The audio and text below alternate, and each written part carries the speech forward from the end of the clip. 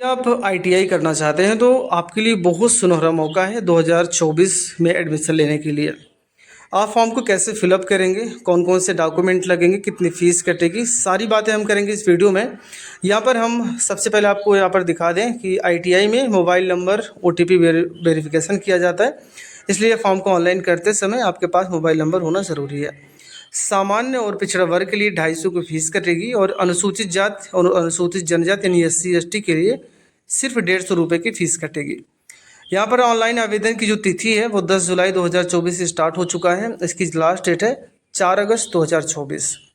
अब यहाँ पर अभ्यर्थी जो है ना वो अगर फॉर्म को ऑनलाइन करता है और अगर कोई त्रुटि हो जाती है तो फॉर्म के ऑनलाइन यानी सबमिट करने से 48 घंटे के अंदर अंदर अगर वो संशोधन करना चाहता है तो संशोधन वो कर सकता है, लेकिन उसके बाद संशोधन नहीं होगा।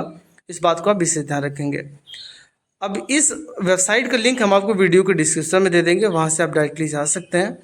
और यहाँ पर एक ऑप्शन आपको दिखाई दे रहा है ऑनलाइन आवेदन करेगा, आप इस पर क्लिक कर दीजिए। क्लिक करते ही आपके सामने ये फॉर्म ओपन हो जाएगा, जहाँ पर आपको ध्यान में रखना है यहाँ पर इंग्लिश में भी आपको नाम लिखना होगा और हिंदी में भी नाम लिखना होगा। अगर आपको हिंदी टाइपिंग आती है तो आप टाइपिंग कर सकते हैं, अगर नहीं आती है तो आप गूगल इनपुट टूल का सहारा ले सकते हैं।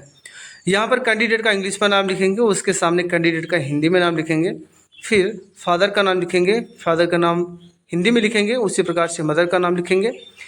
अब यहाँ पर आपको अपना डेट ऑफ बर्थ को चूज़ करना है हाई स्कूल मार्कशीट के अनुसार, कोई गलती आपसे नहीं होनी चाहिए। फिर आप कैटेगरी चूज़ करेंगे, एक मोबाइल नंबर देंगे और यहाँ पर अपना आधार नंबर फिल करेंगे। बॉक्स पे आपको टिक करना है और सेंड OTP कर दीजिए। सेंड OTP करते ही यहाँ पर आपको एक इन्फॉर्मेशन दी जा रही है कि ध्यान से OTP को सत्यापित करना है, क्योंकि एक बार अगर सत्यापन कर दिया गया तो दोबारा से आपको संशोधन करने का मौका नहीं मिलेगा। अब यहाँ पर देखिए आपके द्वारा भरा गया मोबाइल नंबर OTP भेज दिया गया है। अब आपको यहाँ पर नीचे चले जाना है, जहाँ पर OTP का एक बॉक्स बन चुका है, इसमें आपको OTP को फिल करना है और वेरीफाई कर देना है। सिर्फ आप सरकारी में एडमिशन लेना चाहते हैं तो आप राजकीय चूज़ करेंगे, अगर आप प्राइवेट में एडमिशन लेना चाहते हैं तो आप निजी वाले को चूज़ करेंगे। अगर आप चाहते हैं चाहे हम सरकारी या निजी दोनों में से किसी में एडमिशन ले सकते हैं, तब आपको तीसरा चूज़ करना है यहाँ पर, ठीक है। तो मैं यहाँ पर राजकीय और निजी दोनों में मैं चूज़ करता हूँ और मैं सबमिट करता हूँ, क्योंकि मुझे दोनों मौका मिलना चाहिए। अगर मेरा सरकारी में नहीं हुआ तो ताकि मुझे प्राइवेट मिल जाए। अब यहाँ पर आपका सारा डेटा फिल है, कुछ ही डेटा आपको फिल करना है। जैसे आप जेंडर अपना कंफर्म कर लीजिए, अपनी सब कैटेगरी चूज़ कर लेनी है। अगर आप स्वतंत्रता सेनानी हैं, सैनिक के पुत्र हैं, या फिर आप फिजिकली हैंडीकेपेड हैं तो ठीक है ना, तो आप छोड़ सकते हैं। या डिसेबल हैं तो ठीक है ना था, इसको भी आप छोड़ दें। मिनॉरिटी यानी कि आप हिंदू को छोड़कर मुस्लिम, सिख, ईसाई, जैन हैं तो ठीक है, अन्यथा आप इसको छोड़ सकते हैं। अब आपको अपनी ईमेल आईडी आपको यहाँ पर दे देनी है। ईमेल आईडी देने के बाद आपको मूल निवास कहाँ से, उत्तर प्रदेश से तो उत्तर प्रदेश आप चूज़ करेंगे। फिर आपको आगे बढ़ जाना है, जहाँ पर अपनी डिस्ट्रिक्ट को भी चूज़ करना है। हम यहाँ पर प्रतापगढ़ से हैं तो प्रतापगढ़ हम चूज़ करेंगे और अपनी तहसील आप चूज़ करेंगे। फिर अपने ब्लॉक का नाम भी यहाँ पर आपको चूज़ कर लेना है, जिस ब्लॉक से हैं। आगे बढ़ेंगे, जहाँ पर परमानेंट एड्रेस में आप अपना एड्रेस डालेंगे, जैसे कि गांव का नाम और अपना पोस्ट। अगर आप शहर से हैं तो शहरी एड्रेस डालेंगे। फिर अपना स्टेट आप चूज़ करेंगे, फिर आप अपना डिस्ट्रिक्ट चूज़ करेंगे और अपने एरिया का पिन कोड भी आपको यहाँ पर दे देना है। जहाँ पर परमानेंट फ़ोन नंबर है वहाँ पर अपना एक मोबाइल नंबर दे दीजिए जो आपका परमानेंट है, उसको आप इसमें फिल करके आगे सेम एज लिखा गया है इसमें आप टिक करेंगे तो सारा एड्रेस ऑटोमेटिक फिल हो जाएगा। अब आपको यहाँ पर save and go to next step पे करेंगे और आप ओके कर दें। अब ये स्टेप कंप्लीट हो चुका है। यहाँ पर आपको ध्यान में रखना है एजुकेशन क्वालिफिकेशन में जो भी आपके पास है, जैसे अगर कक्षा 8 ही पास है तो पहला चूज़ करिए, 10वीं पास है तो दूसरा चूज़ करिए।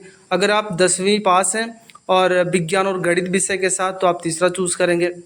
अब यहाँ पर जो चौथा ऑप्शन है कि 10वीं है, फिर आपने 12वीं भी पास कर लिया है, साथ ही साथ गणित विषय है आपके पास, तो आप चौथा चूज़ करेंगे।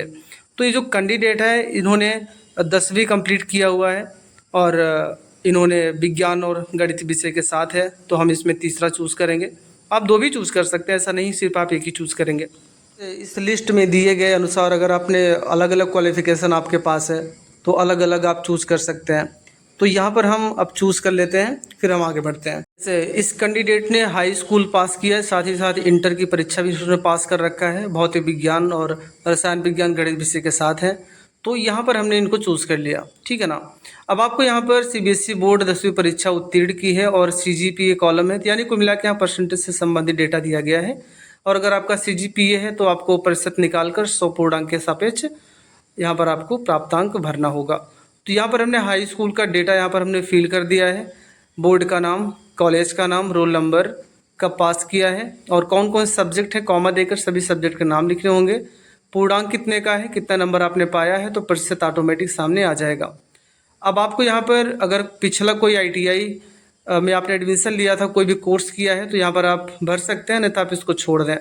अब यहाँ पर वरीयता अंक विशेष आपको मिल सकती है, वरीयता मिल सकती है अगर आप राज्य स्तरीय खिलाड़ी हैं या राजकीय औद्योगिक प्रशिक्षण संस्थान में आपने कोई काम किया है, तो इस प्रकार से आपको छूट मिल सकती है। अब आपको यहाँ पर फ़ोटो अपलोड करना है और एक सिग्नेचर भी आपको अपलोड करना है यहाँ पर। तो ध्यान में रखेंगे कि जो आपकी फ़ोटो होगी वो 50 KB के नीचे होना चाहिए। जेपीजी या जेपीईजी फॉर्मेट रहेगा तो चल जाएगा। हम यहाँ पर अपलोड हमने कर रखा है। अब आपको यहाँ पर save and to next step के लिए करना है, ओके करना है। अब यहाँ पर आपको ग्रुप चूज़ करना है। ग्रुप का चयन अनिवार्य है, ग्रुप ए बी दोनों चयन कर सकते हैं। इसके पश्चात जनपदों की सूची प्रदर्शित होगी। जनपद का चयन करने पर जनपद में संचालित आईटीआई की सूची प्रदर्शित होगी। फिर आप अपनी आईटीआई को चूज़ कर सकते हैं। जैसे यहाँ पर हमने ग्रुप ए चूज़ किया तो आप नीचे देखिए ज़रा, यहाँ पर एक और ऑप्शन है स्थानीय आरक्षण हेतु आप क्लिक कर सकते हैं। जैसे आपको सिर्फ अपने तहसील में एडमिशन लेना है तो आप गृह तहसील करेंगे।